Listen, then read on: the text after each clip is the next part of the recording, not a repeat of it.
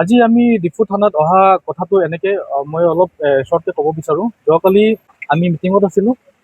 প্ৰায় 8টামান বজাত আমাৰ কাৰণে ইনফৰমেশ্যন আহিছে যে আমাৰ ডিফু যোনটো মাটিপুং এৰিয়াৰ পৰা এজন ছোৱালী মাইনৰ আৰু এজনটো এতিয়া বৰ্তমান ক্লাছ 12ৰ এক্সাম দিছে আৰু তো মিচিং হৈছে বুলি আমি জানিব পাইছোঁ। তাৰপিছত আমি ইয়াত ডিফু PSত আমি আহিছোঁ। ডিফু PSত অহাৰ পিছত আমি তেওঁৰ গাৰ্জেন লগত আমি কথা বতৰা পাতিব পাইছোঁ। তাৰপিছতে আমি জানিব পাৰিছোঁ যে তেওঁলোকৰ গাৰ্জেনে ইয়াতে FIR দিয়া হৈছে যিহেতু মিচিং ছোৱালী দুজনৰ। তাৰপিছতে কথা বতৰা পতাৰ পিছত আমি আমাৰ ডিফুৰ আমাৰ এডিশ্যনেল SP ক্ৰাইম ছাৰ কাৰণে আমি জনাইছোঁ ঘটনাটোৰ বিষয়।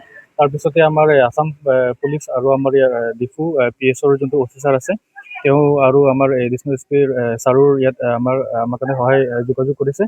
তাৰ পৰা আমি আকৌ ৰাতি প্ৰায় 12 বাজিমান আমি আকৌ জানিব পাৰিছোঁ যে যোনটো দুজন ছোৱালী মিচিং হৈছিলে ৰেস্কিউ কৰা হৈছে আৰু এই 3জন মানুহ যোন নৰ্থ ইণ্ডিয়াৰ পৰা আহিছে ইয়াত দিল্লীৰ পৰা অহা 3জন ল'ৰাৰ কাৰণে ইয়াতে তেওঁলোকে এৰেষ্ট কৰা হৈছে আৰু ৰিকভাৰী কৰিছে বুলি আমি জানিব পাইছোঁ। তাৰপিছতে আকৌ আজি আমি অহা কথাটো এইটোৱে যোনকেইটা দুজন ছোৱালী আৰু 3জন যুৱকক আজি ইয়াত ডিফু থানাত অনা হৈছে আৰু আমি বহুত ধন্যবাদ দিছোঁ টাইমতে আমাৰ আছাম পুলিচে ষ্টেপ লোৱাৰ কাৰণে। আজি আমি যোৱা দিনতো বহুত শুনিব পাইছোঁ আৰু এইটো নতুন কথা নহয় যে আমাৰ কাৰ্বি আংলঙৰ কিমান মহিলাৰ পৰা ধৰি কিমান মাইনৰ ছোৱালীবিলাক কোনোবা বেংগলোৰ কলকাতা বা বহুত বেলেগ জেগাত নৰ্থ ইণ্ডিয়াতো হেৰাই যায়। এতিয়ালৈকে হেৰুৱা যুৱকবিলাক বা যুৱতীবিলাক এতিয়ালৈকেও মানে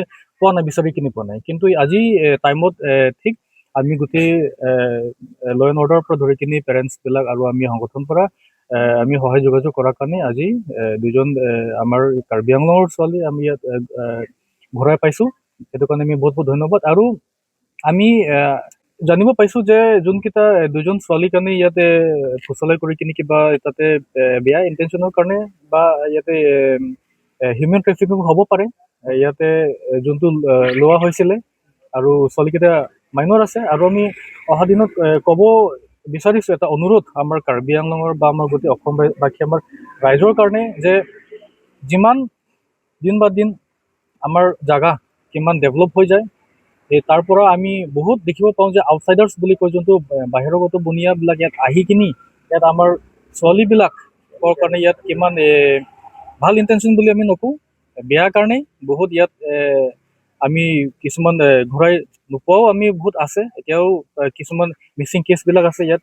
যিমান দিন বা দিন জেগা ডেভেলপ হৈ যায় তেতিয়া মানে বাহিৰৰ পৰা আহি মানুহবিলাক ইয়াত বেয়া ইণ্টেনশ্যনত আমাৰ ইয়াত নিজৰ জেগাৰ এটা বদনাম নিচিনা হৈ যায় আৰু ইয়াত কিবা বেয়া ইণ্টেনশ্যনৰ বহুত ইয়াত আমি কেছ যোৱা দিনত আমি দেখিব পাইছোঁ বা ছ'চিয়েল মিডিয়াত আমি জানিব পাইছোঁ। সেইকাৰণে আমাৰ এটা ৰিকুৱেষ্ট পেৰেণ্টছবিলাক কাৰণে যে ল'ৰা ছোৱালী হ'লেতো এটা পেৰেণ্টছৰ এটা দায়িত্ব আছে যে খালি স্কুল টিউশ্যন খালি অনা নিয়া কৰিব বা থ'ব যাব বা সেইটোৱে নহয়, খালি মানে পেৰেণ্টছ ক'লেতো নিজৰ ল'ৰা ছোৱালীবিলাক কাৰণে বহুত কথা নিজৰ মানে লগৰীয়া এজ এ ফ্ৰেণ্ড হিচাপে তেওঁলোকে বহুত বস্তু জানিব লাগে আৰু এনেকৈ এৰি দিব নালাগে। আজিৰ দিনত কপাল ভাল কাৰণেহে আমি দুজন ছোৱালী আমাৰ কাৰ্বি আংলঙৰ আমি ঘূৰাই পাইছোঁ। বহুত এতিয়া মিচিং কেছো আছে যোনকেইটা আমি ঘূৰাই নোপোৱাও আছে। সেইকাৰণে ৰিকুৱেষ্ট যে অহা দিনত কাৰ্বি আংলঙত এইটো এটা আমাৰ মেছেজ আমাৰ সংগঠনৰ পৰা যে অলপ চোৱা চিন্তা কৰে নিজৰ